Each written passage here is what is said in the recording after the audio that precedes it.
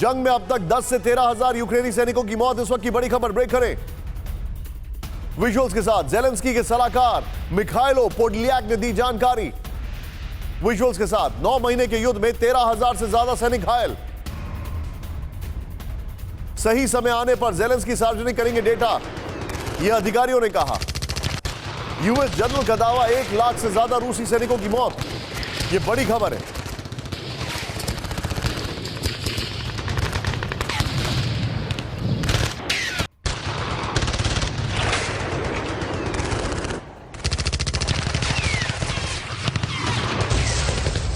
सीधे इन दोनों ब्रेकिंग के साथ चलिए, मैं आशीष के पास चलूं। आशीष, अगर आप इतने दिनों से वहां पर हैं, क्या आपको ऐसा नहीं लग रहा है कि इन्फेंट्री का जो मोमेंटम है वो वहां पर रुक गया है?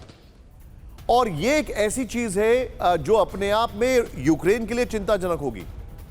बिना कुछ खर्च किए अपने किचन से होम बेकरी बिजनेस करके 40,000 रुपए महीना कमा रही हैं। आपको भी ये करना है तो फ्रीडम ऐप को अभी डाउनलोड कीजिए।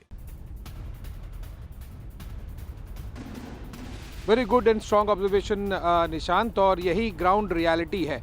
और ये हम एग्जैक्टली एक्सपेक्ट कर रहे थे कि विंटर्स जब शुरू होंगे, जो कि हो गए हैं 15-20 दिन पहले से, बर्फबारी काफ़ी ज़्यादा हो गई है, दोनों तरफ हुई है।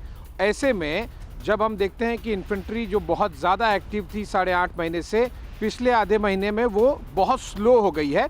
विंटर्स की वजह से सप्लाई चेन, लॉजिस्टिक और ऑपरेट करना बहुत ज़्यादा मुश्किल हो जाता है विंटर्स में, और ज़्यादा स्लो होगी अब पूरे जब दिसंबर, जनवरी और फरवरी की हम बात करें तो। ऐसे में वॉर और ज़्यादा घातक हो जाती है। वो इसलिए क्योंकि आप long range artillery, mid range, short range artillery, rockets, missile का इस्तेमाल ज़्यादा देखेंगे, जिसकी शुरुआत फिर से एक बार हो गई है। 15-20 दिन पहले से हमें लगातार दिखाई दे रहा है किस तरह से मिसाइल्स बहुत ज़्यादा इस्तेमाल किए जा रहे हैं, आर्टिलरी बहुत ज़्यादा इस्तेमाल किए जा रहे हैं दोनों तरफ से, जिसके पास जो कुछ है उस हिसाब से। और इसीलिए जब हम एक्सपेक्ट कर रहे थे कि विंटर्स में वॉर में पॉज आएगा, पॉज नहीं आया, बल्कि और ज़्यादा इंटेंसिफाई हो गई है, और ये एक्सीडेंटल एस्केलेशन को और ऊपर लेकर जाती है, और ज़्यादा इसके रोल और इंटेंसिटी बढ़ जाती है। वन मोर पॉइंट जो बेयर ग्रिल के साथ में जेलेंस्की शो कर रहे हैं, मैन वर्सेस वाइल्ड करते हैं, यहाँ मैन वर्सेस वॉर वाला उनका इंटरेक्शन और शो होगा। लेकिन लोगों में बहुत ज़्यादा इस चीज़ को लेकर कनेक्ट नहीं है। हाँ, बहुत सारे सिविलियंस यहाँ पर, यूक्रेनियंस जाते हैं, वॉर में जा रहे हैं, अपना योगदान दे रहे हैं, कोशिश कर रहे हैं किस तरह से वो ज़्यादा से ज़्यादा कर सकें। लेकिन चाहे वो वोग मैगजीन हो या मैन वर्सेस वाइल्ड और वॉर हो, उससे लोगों का बहुत ज़्यादा कनेक्ट यहाँ पर नहीं दिखाई देता। Because you are in Kyiv, मैं चाहूँगा अपने कैमरामैन, आपके जो कपिल बेदी है, जो कैमरामैन है और जो हम दोनों के बहुत अच्छे मित्र भी हैं,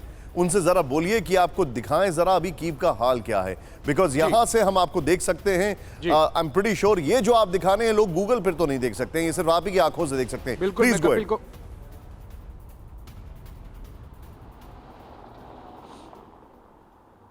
बिल्कुल आप देख सकते हैं, और दर्शकों को मैं ज़रूर रिक्वेस्ट करूंगा कि महसूस करने की भी कोशिश करें यहाँ पर, क्योंकि ये वॉर का एक डायमेंशन है।